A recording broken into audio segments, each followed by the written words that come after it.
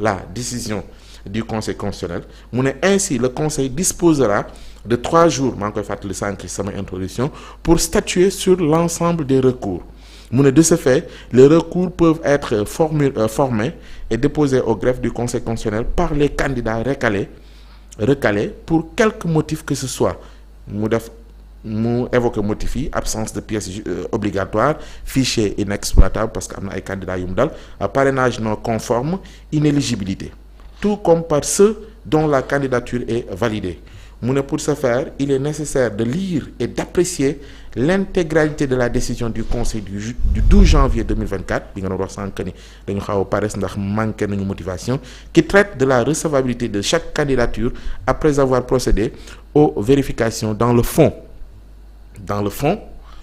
des dossiers de candidature mu ne il reviendra au Conseil constitutionnel de statuer sur les réclamations de modifier éventuellement ou de confirmer la liste des candidats à l'élection présidentielle du 25 février 2024.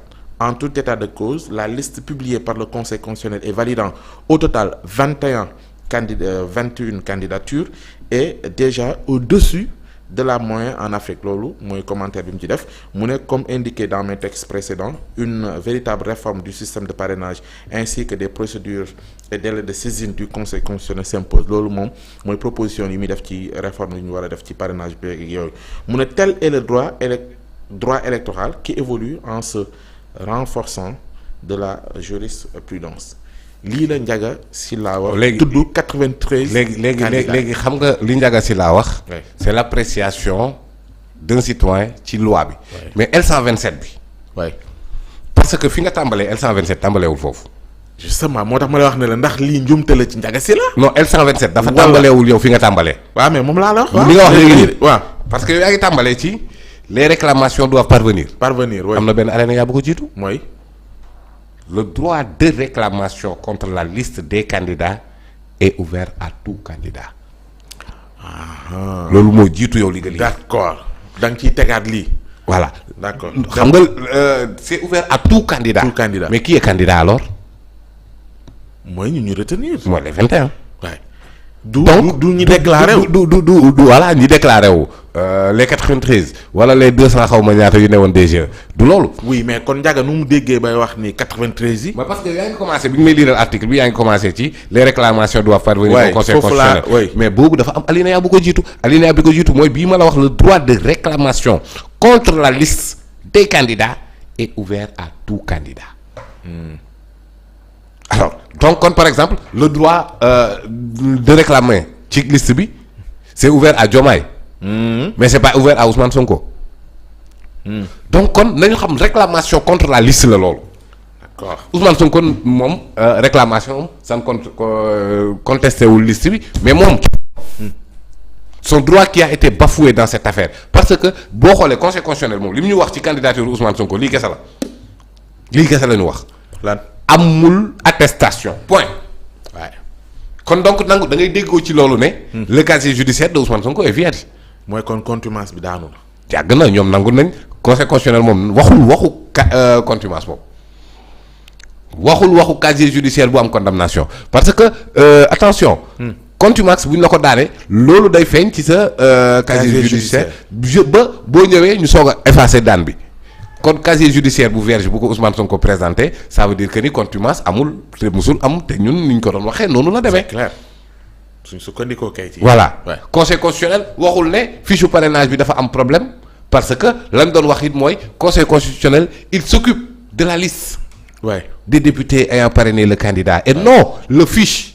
c'est la liste qui l'intéresse la preuve am na ko andi liste bu baaxul. ñu jàpp ko est-ce que xam nga ne kooku andi na fiche bu baax. Thierno Cissé est-ce que xam nga ne fiche am baax na. baax na parce que dafa dem DG jël fiche bu baax. léegi li mu dugal ci fiche bi moo baaxut. te pourtant mu ngi ne la di wuyu yoon. kon kay ça veut dire que ni li gars yi doon yuuxu suba ngoon guddeeg bëccëg. war nañ koo jox fiche waruñ koo jox fiche waruñ ko fii laa taxawee ne leen fiche bi du fiche bi moo am solo mais li nekk ci fiche bi moo am solo. la preuve Ousmane Sonko li mu andi du fiche bi te nangul nañ ko. la preuve Thierno Cissé li mu andi fiche bi la te dàq nañ ko. kon ay mañ doon jaabanteeloog nangam. il faisait son droit il faisait son devoir du moins. li ko waroon user de toutes les diligences mais firnde bi mu ngi nii Ousmane Sonko la mu joxe c'est la liste qui intéressait le conseil constitutionnel et non le fiche. La preuve keneen ki andi fiche bu baax. andiwaale faux député mu ngi ne ñu tëye. d'accord moom Cissé. donc kon foofu it c'est clair waaw kon la leen doon sonale nit ñi boobu léegi. justement dañu doon wax ni fiche yi cette fois-ci am na coppeeku ci am parce que am na ay numéros. mais on a reçu ici. ONG 3D mu Ndiaye mu ne fiche yi lu obligatoire la loolu tax ñu numéroté ko nangam. je suis campé sur ma position en disant que ni fiche bi amul solo. numéro bi lu tax ñu def ko ci it. pour organiser affaire yi la rek mais amul solo li am solo mooy la liste des électeurs des députés ou des conseils des maires yi parrainer le candidat. donc encore beneen tooñ bu tegu woon ci kaw Ousmane Sonko mais boo xamante ne tere ko bokk léegi nag juridiquement wër nañ fépp dara jàllul. léegi avant dernier point bi moom mooy l'acquittance confirmée par une attestation. Ouais. Finalement on nous dit de manière un peu pathétique et ridicule sur le plan électoral vraiment qui relève du sabotage que ni li retenir Ousmane Sonko mu bañ a di c'est l'aspect pécuniaire de sa candidature et non l'aspect juridique parce que la caution ce n'est pas du ay considération juridique. Ouais. Caution bi mbirum xaalis la boo amee 5% caution bi amatul njëriñ dañ la koy delloo. kon donc caution bi ce n'est pas du aspect juridique de la candidature de Ousmane Sonko c'est l'aspect financier. Ouais. Gage la garantie la. garantie la buy wan ne yow doo ñu imprimer wuloo ay bulletins ci neen. yow du ñu la topp ci RTS ci neen. yow du ñu dépenser sunu xaalis pour organiser élection ci neen ndax boo matee 5% rek dañ lay delloo mbir moomu noonu. justement Ousmane Sonko mat 5% wala ñàkk a mat 5% ba muy njëkk a participer sax ëppale woon na 5% jotaatoon na. caution boobu. kon caution bi du ce n'est pas xam nga kenn du la delloowaat sa certificat de nationalité. kenn du la delloowaat sa casier judiciaire. mais boo amee 5% dañ lay delloowaat sa caution. kon kay li tere ñu ne ñoom. dañoo invalider Ousmane Sonko aspect la boo xamante ne ci biir kii bi aspect boo qui n'est même pas définitif parce que dañ ko koy delloowaat ndax xam nañ ne Ousmane Sonko 5% loolu moom tegee ko nële Ousmane Sonko plus de 50% la ñuy wax donc kon li invalider. candidature Ousmane Sonko. mais c'est une autre tooñ bu ñu tegaat Ousmane Sonko tout en sachant que ni juridiquement tous les aspects juridiques de sa candidature sont là et le conseil constitutionnel est d'accord que tous les aspects juridiques de la candidature de Ousmane Sonko sont là. oui loolu mooy rien n'est encore perdu. léegi ñu ngi jëm également ci ay recours yu ñuy ubbi. très bien suba très bien. ça veut dire que dinañ càmbaraat yooyu nga xamante ne tey. pourquoi pas ay dossiers Ousmane Sonko contesté wul la liste. même bu dee contestation de la liste Diomaye Faye qui est déjà dans la liste. qui est déjà dans la liste. et que loolu tamit lu jar a delluwaat la. Diomaye Faye nañu xam ne xool nañ le fond. de tout xool nañ lépp validé nañ Diomaye Faye. c'est officiellement un candidat. Diomaye Faye ci aspect yëpp mais ana ñu doon wax naan dissolution Pastef duñ ñëwaat wax. waaw di wax ni impact la. waaw duñ ñëwaat nañ ñëwaat ñooñu ñëpp foog nga tàllale seen micro wëri waat leen wëri leen de bu leen bàyyi fenn ñu dem waxoon naa leen ne amul njëriñ.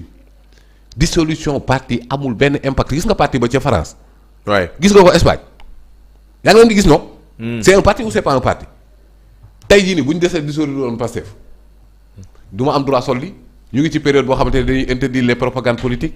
ci parti campagne pré-électorale. waa léegi parti bi amul ku mu neex takk. pré-campagne waa léegi parti bi amul. maanaam dañ ko dissoudre bi ñu dissoudre parti bi avantage du parti ba la parce que permettre na ngay takk sans impact. permettre na nga ne lu la neex. nga wax ko oui mais booy agir au nom du parti également. am na la ci fekk ñoom nee nañ parti boobu amul. waaw moom laa la wax. lu la ci fekk ndaw yi nga xam ne jàpp nañ leen ci Médina barki Dembo Ndiaye. waaw di juróom-ñeent yi ñu jàpp nañu def porte à porte. waaw lan leen wax mooy manifestation ay nu ñu koy waxee participation à une manifestation non autorisée. ba pare tegal leen ci trouble à l'ordre public yóbbu leen. door na leen mandat de dépôt. pa Ousmane c'est-à-dire loolu man jàpp naa ne caaxaan gënu koo weesu doy waar nag.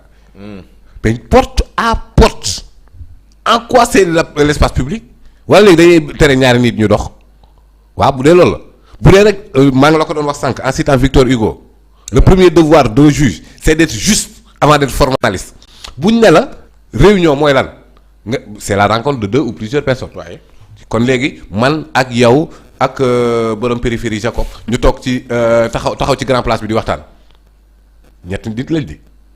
rassemblement la alors au nom d'un parti. qui a été dissous. ban parti. ñoom nee nañ parti existé tul déedéet defal nank rek parti existé tul. oui mais ñi woote woon moom lañ ba tey. parti bi di dox ci couleur mi yor couleur mi di wax ci turam loolu laa lay wax. waaw léegi parti boo xam dissoudre nañ ko. waaw léegi moo tax ma ne la nga déglu ma. waaw parti bu ñu dissoudre. nee nañ ñoom kon parti bi amatul léegi parti boobu ñàkk a amati est-ce que day permettre est-ce que day interdire sëñ Cheikh Thioro daje ak El Malick ñu daje ak Ngagne Demba Touré toog di waxtaan parti bu ñu dissoudre day tere loolu. léegi da nga ma bëgg a wax ne léegi c'est illégal damay laaj. waaw je te pose des questions. non c'est-à-dire cette pour question comprendre lan moo indi. parce que li nga wax ni lii tool la et tout xanaa un état sérieux mënul doxee noonu. mais tu penses qu'on est dans un état sérieux alors. ah oui. ay nit yuy porte à porte ay nit yu seeti malade ñoom sëñ Cheikh Thioro ak ñoom Omar Bamba Diop ñu ngi ci Omar Bamba ngi ci prison bi. parce que soo xoolee depuis bi ñu dissoudre parti ba léegi amul benn manifestation bu ñu dugal ba ñu nangul leen ko. waa garaawul avant ñu koy parce que dissoudre avant ñu koy dissoudre foog naa ne buñ gëjee nangul dara Pastef est-ce que du ACAPES xaw ma Kër Massar. parce que Kër Massar bi waaw après Kër Massar. parce que bële yeewee askan wi la woon sax du woon Pastef. gëj na ñoo nangul Pastef dara ci tooñ. parce que loolu c'est avant la dissolution donc kon après la dissolution c'est le tooñ qui continue rek la woon ba léegi moom moo la lenn lañ ciy bañ moom mooy le parti en question mobilité militant parce que bu boobaa Ismaïla Madior dañ koy tënk leen koy def parce que yow yaa ne woon kat boo jaayee 2 millions da ngay valider léegi ñu ne la may ñu wan la ñun ëpp nañ 3 millions ci réew mi da nga koy bañ parce que la validité populaire de Ismaïla Madior Fall alors donc kon Ousmane Sonko et sa candidature encore une fois c'est toujours dans le sillage de tooñ boobu. kon yow du la bett parce que du la bett bu ñu demee ci suba bon xamuñu en tout cas réclamation yi noonu la ñuy kan mooy jiitoo ku ci tegu mais ce qui est sûr mooy ci 48 heures yi conseil constitutionnel am na fii ak vendredi pour tontu. su dee ay avocat Ousmane Sonko duggal nañu génnee njombe yépp wane que ni attestation bi ngeen di bañal sunu client ba tax ngeen ni. gis nga candidature validé wu. kaw Ousmane Sonko bàyyeekoo ci ñun ci ñi la bàyyeekoo bu ñu koy dafa am lu jàngatee bëri loo xamante ne sax mënuma ci xuus. parce que ça relève de la stratégie des avocats de Ousmane Sonko. nekk waaw parce que am na ci benn kilifa bu mag bu ma woo ci biir Pastef ak beneen autorité judiciaire bu ma woo ne ma sëñ bi yow xanaa xamoo ne dañ la stratégie yi nga xamante ne Pastef dañ koy bàyyi xel man xam nga man bokkuma Pastef waxuma ak benn dirigeant bu Pastef. te yow sa xalaat ngay joxe sama xalaat rek laay joxe mais day tombé nag. ak ñoom ci doxin yi ñu bëgg a def ba tax gars yi di wut ay poroxtool pour galgal leen moo tax ma ne leen kon noppi naa. mënoo def loolu. yow fii bërëb bii.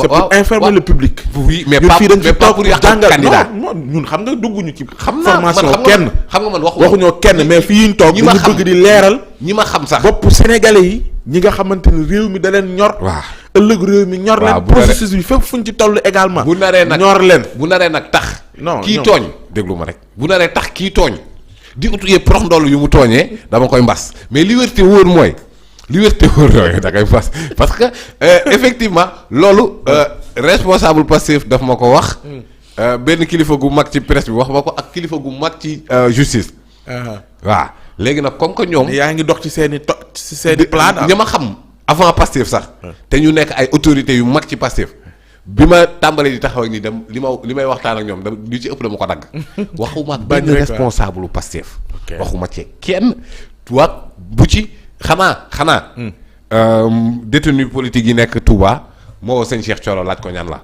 yooyu dama koy def wala koo xamante ne Zahra Wagué Tambacounda ma woote laajte ci kii maa ngi gis ci commentaire yi sax ku may laaj des nouvelles de Zahra dégg naa ko démb rek.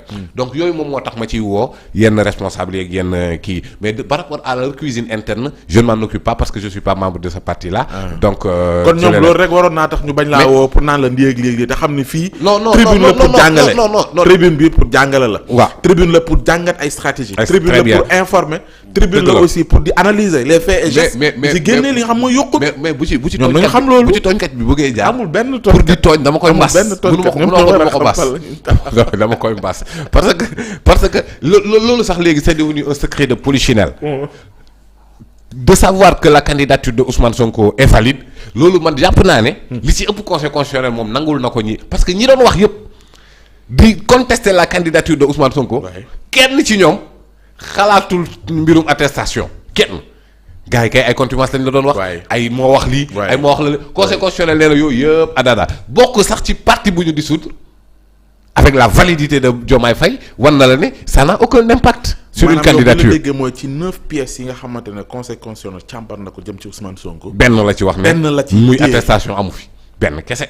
kon Ousmane amul Sonko casier judiciaire am bu vierge la Ousmane Sonko est exclusivement de nationalité sénégalaise Ousmane Sonko maanaam li war problème ak 9 yi ñu càmbaroon yépp benn la conseil constitutionnel ne loolu nag xanaa du waay moom mooy te conseil constitutionnel loolu mu wax ce n'est pas une condition définitive parce que caution bi da nga koy jox dañ la koy delloowaat boo amee 5% kon